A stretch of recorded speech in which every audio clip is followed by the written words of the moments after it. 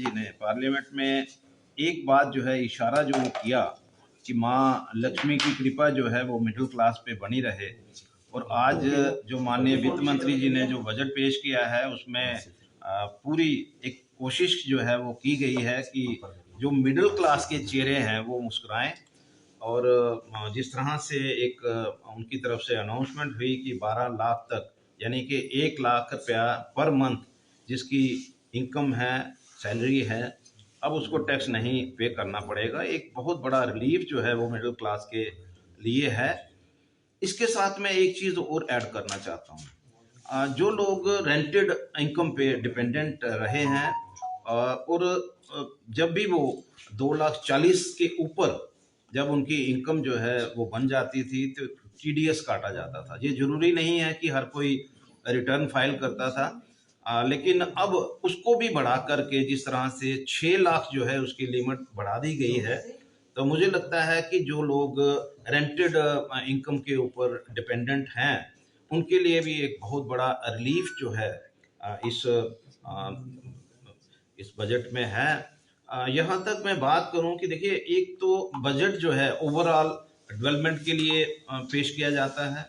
उसमें defence sector है, education sector है, हेल्थ सेक्टर है, मैं समझता हूँ कि एग्रीकल्चर सेक्टर है। देखिए, हर चीज़ का एक अलग महत्व रहता है और हर एक के लिए अलग अलग प्रावधान जो हैं बजट में होते हैं।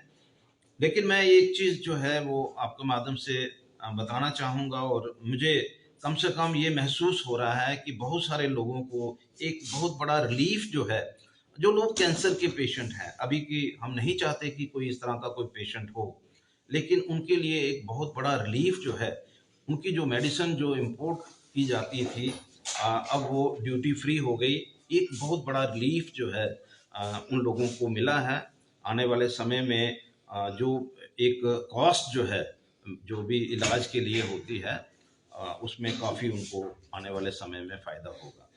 देखिए, मेक इन इंडिया का फोकस जो है हमारे माननीय प्रधानमंत्री जी का है। हर सेक्टर में, चाहे वो डिफेंस सेक्टर है, चाहे वो रेलवे सेक्टर है, चाहे जो बाकी के सेक्टर्स हैं, उसके ऊपर पूरा फोकस है कि भाई जो मेक इन इंडिया है उसको किस तरह से बेहतर बनाया जा सकता है। और जिस तरह से इन्होंने एक स्पेशली जो टाइज हैं उनकी क्वालिटी जो है उसको इम्प्रूव करने के लिए, और वो जो टाइज हैं वो वर्ल्ड लेवल के टाइज जहाँ पर बन पाए, क्योंकि मैक्सिमम टाइज हम देखते हैं कि बाहर से इंपोर्ट होते हैं, उनके ऊपर ड्यूटीज भी लगी होती हैं, और हमें जो लोकल हमारे जो बच्चे हैं उनको काफ़ी इस चीज़ का एक उम्मीद के साथ कि भाई बेहतर से बेहतर टाइम मिलने चाहिए, उसी का एक प्रयास जो है हमारी माननीय वित्त मंत्री जी ने इस बजट में किया है। जहाँ तक मैं बात करूँ एजुकेशन की, अभी ब्रॉडबैंड के साथ हर स्कूल जो है वो जुड़ना चाहिए। हर मेडिकल जो कॉलेज हैं या जो जो लैब सेंटर्स हैं वो जुड़ने चाहिए। उसका एक प्रयास जो है इस बजट में किया गया है।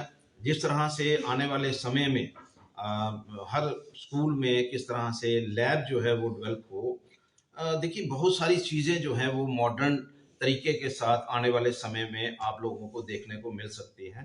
तो मुझे लगता है कि एक बहुत बड़ा प्रयास जो है इन सब चीज़ों के ऊपर किया गया है। यहाँ तक मैं एजुकेशन की बात करूँ, देखिए एजुकेशन जो है जिसमें जो हेल्थ सेक्टर के साथ जुड़े हुए हैं, एमबीबीएस के लिए उन्होंने 75,000 सीटें जो है वो बढ़ाने की बात जो है वो रखी है, और उससे हमारा जो हेल्थ सेक्टर है उसमें काफ़ी इम्प्रूवमेंट की गुंजाइश रहेगी। और मैं समझता हूँ कि भाई ये जो फोकस है वो हर तरफ से, अब जैसे जल शक्ति की बात, हमारे माननीय प्रधानमंत्री जी का फोकस है कि हर घर में नल होना चाहिए। अभी की 2024 तक ये रखा गया था, लेकिन वो टारगेट अभी पूरा नहीं हो पाया। अब उसको बढ़ा करके 2028 तक ये टारगेट जो है उसको कंप्लीट करने की बात है। और मैं समझता हूँ कि एक प्रयास जो है कि हर घर में वो मतलब डायरेक्ट टेप जो है बिना जैसे आपको डेवलप करनी पड़ती है, कोई आपको टंकी लगानी पड़ती है या कोई स्टोरेज कोई बनानी पड़ती है, तो अब उसकी ज़रूरत ना हो, उसका एक प्रयास जो है माननीय वित्त मंत्री जी के द्वारा हो रहा है।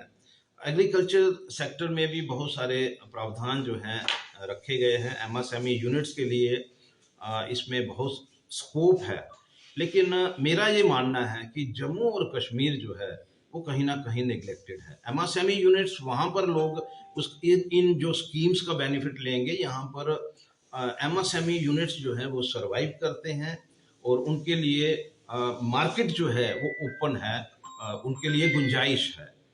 लेकिन क्योंकि जम्मू और कश्मीर एक ऐसी जगह है, यहाँ पर हमारे जो एमएसएमई यूनिट्स हैं वो बिना सेंटर की सपोर्ट के या स्टेट यूटी की सपोर्ट के साथ वो नहीं चल सकते। तो उसमें हमारे जो यूनिट्स हैं उनको इसका कितना बेनिफिट होगा। जो एक लिमिट थी एमएसएमई यूनिट्स के लिए 10 करोड़ से 20 करोड़ कर दी गई, जिसमें एक चीज़ और ऐड ऑन जरूर करूँगा कि भाई जिस तरह से किसानों के लिए एक यहाँ पर एक क्रेडिट कार्ड जो है वो फैसिलिटी जो है वो शुरू की जा रही है, वो 3 लाख से 5 लाख तक, ये उन लोगों के लिए काफ़ी रिलीफ है। और प्रधानमंत्री का एक फोकस जो है इस चीज़ को लेकर के भी है कि जो हम लोग जो है पल्सेस बाहर से इंपोर्ट करते हैं, क्यों ना हम लोग यहाँ पर ऐसा एक इंफ्रास्ट्रक्चर डेवलप करें जिसके साथ यहाँ हर एक चीज़ जो है वो इंडिया मेड हो। तो एक चीज़ जो है उसके ऊपर पूरा फोकस है। लेकिन मैं आपके माध्यम से इतना जरूर कहना चाहूँगा, क्योंकि चैम्बर ने हमेशा एक डिमांड रखी है कि जब तक यहाँ पर एक पीएसयू यूनिट नहीं लगेगा तो जो हमारी लोकल यहाँ की जो इंडस्ट्रीज हैं उनका सर्वाइवल मुश्किल है। PSU unit